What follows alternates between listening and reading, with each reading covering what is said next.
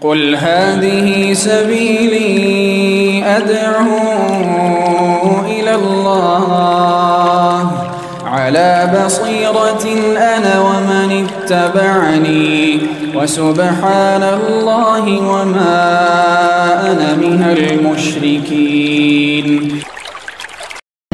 السلام عليكم ورحمة الله وبركاته. Alhamdulillahi Rabbil Alamin, wassalatu wassalamu ala sayyidil anbiya wal mursalin wa ala alihi wa ashabihi ajma'in. Ikhwatal iman, a'azzani Allah wa iyyakum jami'an. Puji syukur kita kehadirat Allah Subhanahu wa ta'ala yang kembali di malam yang penuh keberkahan dan kemuliaan ini menganugerahkan kepada kita taufik dan hidayah sehingga kita bisa berkumpul di rumah Allah mengkaji ayat-ayat Allah dan hadis-hadis baginda Rasul sallallahu alaihi wasallam. Puji syukur kita kehadirat Allah, salawat dan salam kita doakan kepada Allah agar senantiasa mencurahkannya ke Habib kita baginda Rasul Muhammad sallallahu alaihi wasallam. Kaum muslimin sidang jamaah salat maghrib yang dimuliakan oleh Allah Subhanahu wa taala. Masih dalam kajian lanjutan kita tentang tauhid dan akidahnya Al-Imam Asy-Syafi'i rahimahullahu taala yang dirangkumkan dalam kitab Tauhid fi Dawi Aqidati Al-Imam Asy-Syafi'i rahimahullahu taala. Di kajian sebelumnya jemaah kaum muslimin kita membicarakan tentang penafsiran terhadap kalimat tauhid la ilaha illallah yang kadang sering salah diberikan penafsiran oleh sebagian kaum muslimin. Banyak dari kita yang sampai hari ini masih merasa dan berfikir cukup bagi anda mengatakan la ilaha illallah walaupun anda tidak melakukan apapun konsekuensi dari kalimat tauhid tersebut.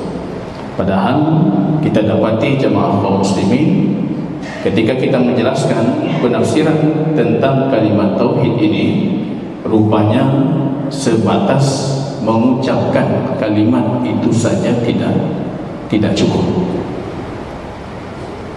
Cuma anda ucapkan tidak cukup. Dan ini yang akan kita kupas termasuk pernyataan dari Al-Imam Asy-Syafi'i tentang syarat sahnya tauhid la ilaha illallah. Ada syaratnya. Kalimat tauhid yang punya nilai yang besar, yang punya keutamaan yang agung di sisi Allah, yang bahkan 99 catatan amal keburukan itu terbang di timbangan di yaumil mahsyar ketika diletakkan satu kartu yang bertuliskan la ilaha illallah. Tentunya keagungan kalimat itu tidak mungkin hanya bisa didapatkan hanya dengan sebatas kita mengucapkannya saja la ilaha illallah. Makanya Al-Imam Wahab Ibnu Munabbih dari generasi At-Tabi'in ketika dikatakan kepada beliau, bukankah la ilaha illallah itu kunci masuk surga? Anda mengucapkan kalimat itu masuk surga. Apa kata beliau? Walaysa likulli miftahin asnanuhu, bukankah setiap kunci itu ada giginya? Kunci kita sekarang yang tidak bergigi, banyak kunci awal, Pak. Bukankah setiap kunci itu ada giginya? Ada geriginya. Kalau salah giginya itu sedikit saja salah, kunci nggak masuk. Itu perumpamaan dan analogi luar biasa dari Imam Wahab Ibnu Munabbih. Yang ingin beliau katakan, kunci masuk surga betul, tapi apakah hanya dengan sebatas kita ucapkan saja? Tidak cukup. Ini yang kita simpulkan di pertemuan sebelumnya jamaah kaum muslimin. Harus punya ilmu tentang la ilaha illallah. Dan saya rasa Bapak Ibu jamaah kaum muslimin duduk di sini pun dalam kondisi mencari ilmu tentang la ilaha illallah tersebut. Fa'lam annahu la ilaha illallah. Ilmui. Sesungguhnya Allah itu la ilaha illallah, tidak ada ma'bud yang berhak disembah bihaqqin, dengan kebenaran, dengan hak, melainkan Allah Subhanahu wa ta'ala. Illa man syahida bil haq. Apa kata Allah? Kecuali mereka yang menyaksikan bil haq. Para mufassirin mengatakan al haq itu la ilaha illallah wa hum ya'lamun, dan mereka memiliki ilmu tentang itu. Bersaksi tanpa ilmu, kesaksian dusta. Kita menyaksikan la ilaha illallah tapi harus punya ilmu. Maka ilmu itu sebagai syarat. Sudah kita memiliki ilmu terhadap la ilaha illallah, jadikan ilmu kita itu mewariskan keyakinan, yakin. Ilmu yang menafikan jahil, kebodohan, yakin yang menafikan keraguan. Yakin, Pak. Harus punya yakin. Yakin itu kalau kata Imam Ibnul Qayyim, bagi sebuah iman bagaikan ruh bagi sebuah jasad. Cukup yakin itu. Ada yakin, sudah kelar iman kita, selesai. Yakin, Pak. Yang menafikan keraguan, Pak. Kalau Anda yakin, selesai, Pak. Ruh, kata Imam Ibnul Qayyim, bagi jasad. Apa arti jasad? Jasad tidak dikatakan jiwa yang hidup kalau dia tidak memiliki ruh. Iman tanpa yakin. Apa arti iman tanpa yakin? La ilaha illallah kaum munafikin tanpa dibarengi dengan keyakinan, Pak. Jadi kalau kita dengar imam tadi salat saja, alam nasyrah itu, kalau Anda yakin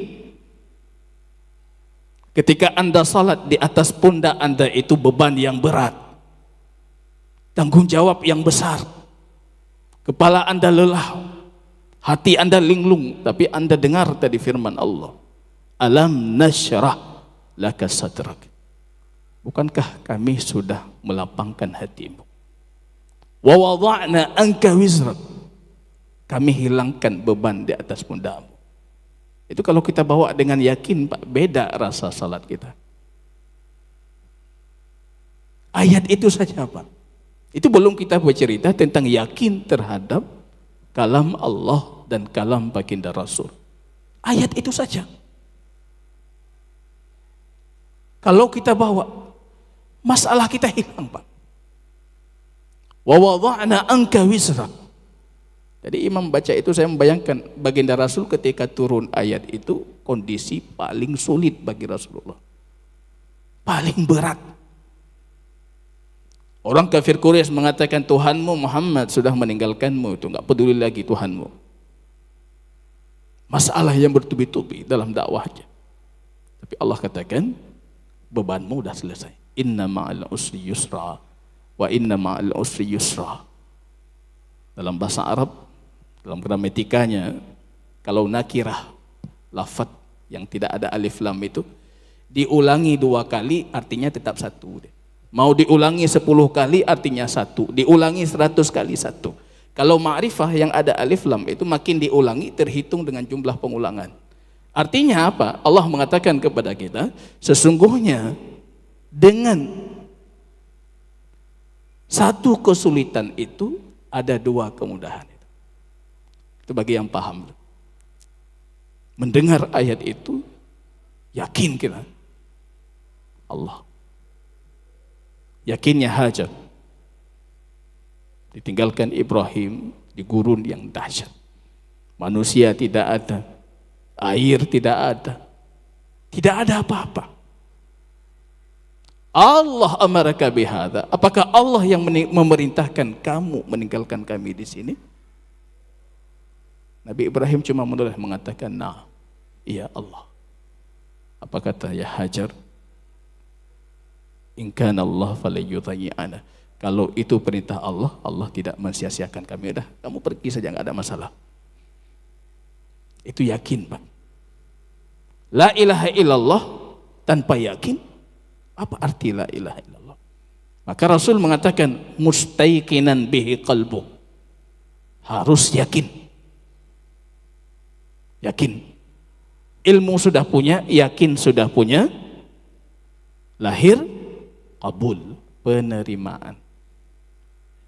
Kita terima la ilaha illallah. Apa yang Allah katakan kita terima. Apa yang Rasul sabdakan kita terima. Penerimaan itu menghasilkan al-inqiyad wa ta'ah, ketaatan, patuh. Patuh kita. Kalau itu berulang, ilmu bertambah, yakin bertambah, penerimaan bertambah, patuh bertambah. Lahir ikhlas, lahir mahabbah, lahir cinta, lahir as-sidq, jujur. Allah punya hamba-hamba yang jujur, Allah sebutkan dalam Al-Quran. Ketika dia berucap, jujur ucapannya. Ketika dia berbuat, jujur perbuatannya. Hamba-hamba yang siddiqun, itu lahir jujur, Pak. Ini syarat ini jamaah kaum muslimin, bukan syarat yang kita ada-adakan. Tapi itu syarat dalam kitab Allah, dalam sunnah baginda Rasul. Karena akidah kita memang seperti itu. Kalau nggak ada dalil, kita tidak mau berakidah. Artinya sama dengan kita berpegang dengan sesuatu yang rapuh. Maka selalu kita tanyakan, itu dari mana sumbernya? Dalilnya apa? Perintah ilmu, ada dalilnya. Banyak sekali ayatnya. Banyak sekali hadis baginda Rasul. Perintah yakin, banyak sekali ayat hadisnya. Begitu juga sampai 7 syarat itu. Jadi bukan produk mengada-ada, dan ini akan kita buktikan. Bahkan Imam Asy-Syafi'i sendiri mensyaratkan itu untuk keabsahan iman. Jamaah kaum muslimin, hadis yang menguatkan pernyataan tentang penafsiran la ilaha illallah, hadis Abi Malik an Abihi Tariq ibnu Asyam radhiyallahu ta'ala anhu, anin Nabi sallallahu alaihi wasallam annahu qala, man qala la ilaha illallah, siapa yang berkata la ilaha illallah. Kalau kita berhenti hadis di sini, betul bagi mereka yang mengatakan cukup mengucapkan saja. Rupanya hadisnya tidak berhenti di sini, ada komanya. Wa kafura bima yu'badu min dunillah, dengan syarat kata Rasul. Jadi tadi mengucapkan la ilaha illallah tapi diikuti dengan syarat. Apa syaratnya? Dan dia kufur terhadap segala bentuk sembahan selain Allah. Berarti ada amal, harus ada pengingkaran, harus ada amal hati kita untuk mengkufurkan semua yang disembah selain Allah. Tidak cukup mengucapkan la ilaha illallah. Ada 2 kalau versi hadis ini yang harus kita lakukan, baru kita dapatkan haruma maluhu wa damuhu, baru haram hartanya, haram darahnya, baru darahnya maksum, hartanya maksum, baru Allah tidak boleh ataupun mengharamkan dia itu diperangi, tidak boleh diambil hartanya kecuali dari keridhaan hatinya, tidak boleh ditumpahkan darahnya. Dengan catatan tadi dia mengatakan la ilaha illallah dan mengkufuri apapun yang disembah selain Allah itu. Wa hisabuhu 'ala Allah, dan hisabnya nanti di hari kiamat kembali kepada Allah. Hadis Imam Muslim. Rawa Asy-Syafi'i, Imam Asy-Syafi'i juga meriwayatkan hadis dari Ubadah ibnu Samit radhiyallahu taala anhu qala akhadha alaina Rasulullah sallallahu alaihi wasallam sittan kama akhadha 'alan nisa. Rupanya wanita di zaman Rasul itu pernah diwajibkan oleh Nabi untuk membaiat baginda Rasul. Namanya bai'atun nisa. Baiat kaum wanita di zaman baginda Nabi. Setelah itu baru baginda Rasul membaiat kaum laki-laki. Hari ini jamaah kalau kita baca itu, isi dari baiat itu, tanya yang agama lain. Karena baiat mereka itu kita justru jatuh ke situ. Apa kata Ubadah ibnu Sabit? Hadis diriwayatkan oleh Imam Asy-Syafi'i. Baginda Rasul membaiat kami sebagaimana membaiat kaum wanita. Isi baiatnya apa? Allah tusyriku billahi syai'a. Jangan pernah mensyirikkan Allah dengan sesuatu apapun. Yang ingin kita perhatikan, Imam Syafi'i di sini meriwayatkan hadis ini, apakah cukup dengan tidak syirik saja? Tidak cukup. Diikuti dengan amal-amal yang lain. Apakah cukup kita mengucapkan la ilaha illallah saja? Tidak cukup. Ikuti dengan tidak syirik dan amal-amal yang akan disebutkan. Wala tusriku, wala tasriku, jangan kalian mencuri. Wala taznu, jangan kalian berzina. Wala taqtulu auladakum, jangan kalian membunuh anak kalian. Dosanya lebih besar. Dosa pembunuhan plus dosa memutus tali silaturahim. Jangan kalian membunuh anak kalian. Wala ya'duhu ba'dukum ba'da. Ini yang jamaah saya curhat kemarin. Ustaz, saya buka TikTok hari ini malu. Alhamdulillah lu ngana TikToknya. Kijit malah. Masyarakat Aceh hari ini di media sosial. Ini yang mereka lakukan. Yaskhar ba'dukum ba'da. Mencela, temena, caci maki, meremehkan, merendahkan, mengejek. Ini musim fitnah jamaah. Ada calon pemimpin salah pegahaban, hebut tanya seminggu. Dosa kita, dosa jariah. Ini zaman fitnah. Rasul membaiat kaum wanita itu. Kemudian membaiat kaum laki-laki, la ya'dhu ba'dukum ba'da. Jangan pernah mencela sesama lain. Jangan pernah mencaci maki sama lain. Jangan pernah merendahkan. Kata ya'dud itu punya multi penafsiran dari arti. Jangan saling merendahkan. Ini yang kita lakukan hari ini. Para sahabat membaiat Rasul untuk tidak melakukan itu. Wa alla ta'suni fi ma'rufin amartukum bihi. Dan jangan kalian memaksiati aku untuk perkara kebaikan yang aku perintahkan. Perintahku jangan kalian maksiati. Faman asaba minkum minhunna wahidah fa'ujjilat uqubatuhu fahuwa kafaratuh. Siapa dari kalian yang melakukan yang aku larang itu dan sudah ditegakkan hukuman untuknya di dunia, maka hukuman itu jadi pelebur dosanya.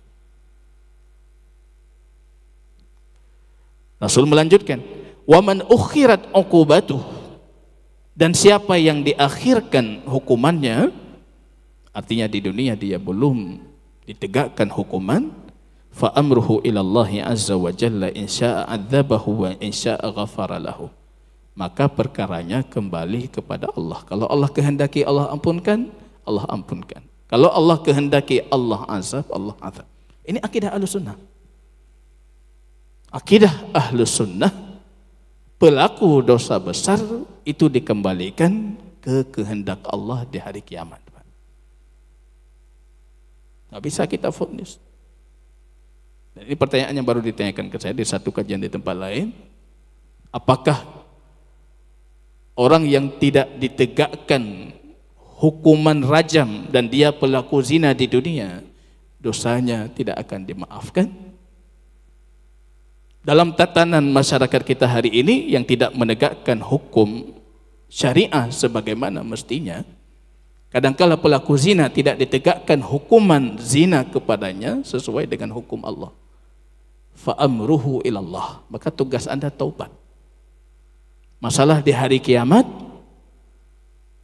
antara Anda dengan Allah.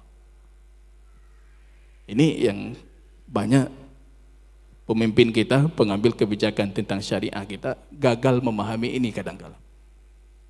Hukum syariah itu wasilah untuk tegaknya masyarakat beriman, bukan tujuan. Ada pelaku zina datang ke Nabi, justru baginda Rasul memberikan dia kisi-kisi untuk mengingkari tentang perzinaannya. Ya Rasul, aku sudah berzina. Rasul bertanya, mungkin kamu mabuk, mungkin kamu dipaksa, mungkin kamu ini, mungkin kamu itu. Itu maksudnya, kalau taubatmu sudah baik,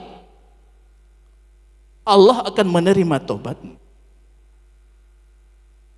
Kalau sekiranya dia bisa kembali mengatakan, tentu baginda Rasul, saya terpaksa, atau saya berkilah. Kemudian dia memperbaiki taubatnya dengan Allah. Kita mengatakan orang seperti ini kondisinya kembali kepada Allah di hari kiamat. Kita bukan khawarij yang mengatakan pelaku dosa besar pasti di dalam neraka. Kita kembalikan kepada Allah, itu masyiah Allah. Ini yang dimaksud oleh Imam Asy-Syafi'i di sini. La ilaha illallah itu harus dibarengi dengan komitmen-komitmen, konsekuensi-konsekuensi. Qala al-Imam Asy-Syafi'i rahimahullah. Ini yang jelas sekali pernyataan Imam Syafi'i. Fa amma fardullah 'alal qalbi minal iman. Yang Allah wajibkan atas hati hamba itu dari keimanan, beliau mengatakan fal iqraru, mengikrarkan dulu tentang iman itu, tentang la ilaha illallah itu, ikrar. Ikrar itu bukan ikrar yang kita pahami dalam bahasa kita. Ikrar itu ada 3 padanan kata dalam bahasa Arab: ikrar, dakwah, kemudian syahadah. Mengakui hak orang lain atas diri kita itu ikrar. Mengakui hak kita atas orang lain itu namanya dakwaan, dakwah.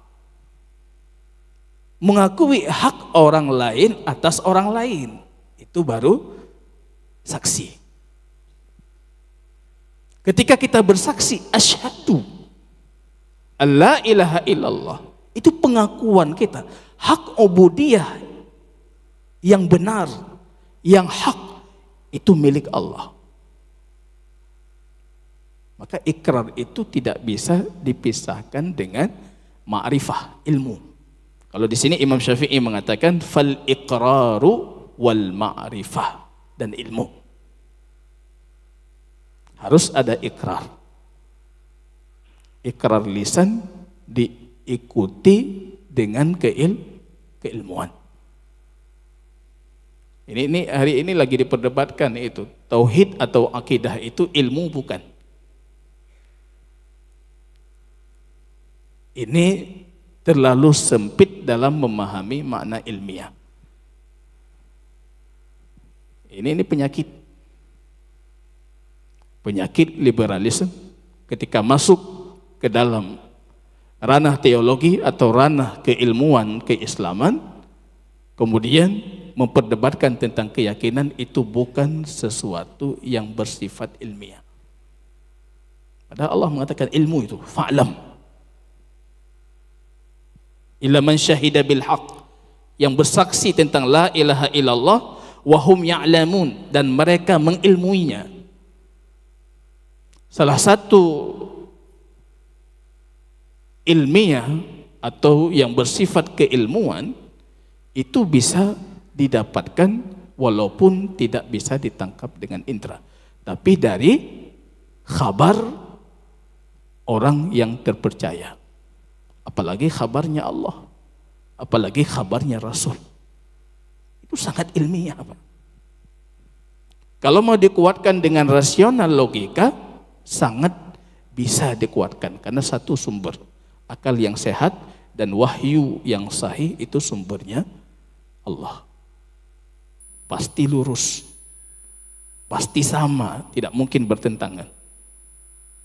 Kayak Imam Ibn Taimiyah itu punya kitab Dar'ut Ta'arud Bainal Aql wan Naql, menolak kontradiksi pertentangan antara akal dan wahyu. Enggak mungkin bertentangan.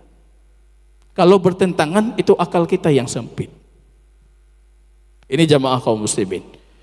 Di sini Imam Syafi'i mensyaratkan untuk tauhid, untuk iman, untuk la ilaha illallah itu harus ada ikrar, harus ada ma'rifah.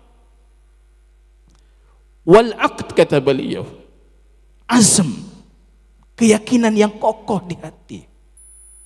Kalau bahasa kita tadi itu yakin yang menafikan syak atau keraguan. Nggak boleh ragu tentang tauhid ini. Tidak boleh ragu tentang la ilaha illallah. Tidak boleh ragu tentang akidah yang Rasul sampaikan, yang Allah turunkan dalam kitabnya. Nggak boleh ragu, Pak.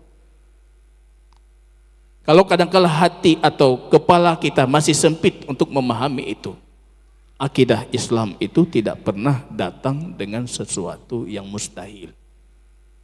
Tapi kadang-kala membingungkan ada. Dan itu pun karena keterbatasan logika kita. Mustahil nggak pernah, Pak. Bingung ada. Kadang-kala kita bingung, ini kok gini? Kalau ini seperti ini di mana nanti? Kita bingung karena keterbatasan logika kita. Mustahil nggak ada. Dan ciri khas akidah batil itu banyak mendatangkan kemustahilan. Mustahil. Ini mustahil, nggak mungkin, logika pasti menolak secara mendasar. Tapi kalau akidah Islam yang bersumberkan wahyu Allah, Quran dan Sunnah, tidak mungkin mendatangkan sesuatu yang bersifat mustahil. Dan itu tidak cukup, kata Imam Asy-Syafi'i, harus diikuti dengan ridha. Ridha itu kabul, menerima tanpa bertanya. Yang penting sudah kita akui itu sumbernya wahyu, sumbernya Allah, sumbernya Rasulullah yang sahih, kita terima itu secara keridhaan. Bukan justru kita tolak. Itu namanya kabul, itu syarat. Ini menurut Imam Asy-Syafi'i. Tapi pastikan dulu itu akidah yang hak. Kalau yang batil nggak perlu diterima, Pak. Ini yang kadang kalau kita bingung, jemaah. Ini jadi bahan introspeksi dan muhasabah diri kita. Kita yang sudah tahu akidah yang hak, untuk menerimanya saja sulit. Orang ahli batil itu, para ahli bid'ah yang punya pemahaman dari sekte-sekte akidah yang sesat, itu akidah sesat mereka itu diyakini betul-betul. Kita yang betul ini saja tidak mau kita terima dan kita yakini betul-betul.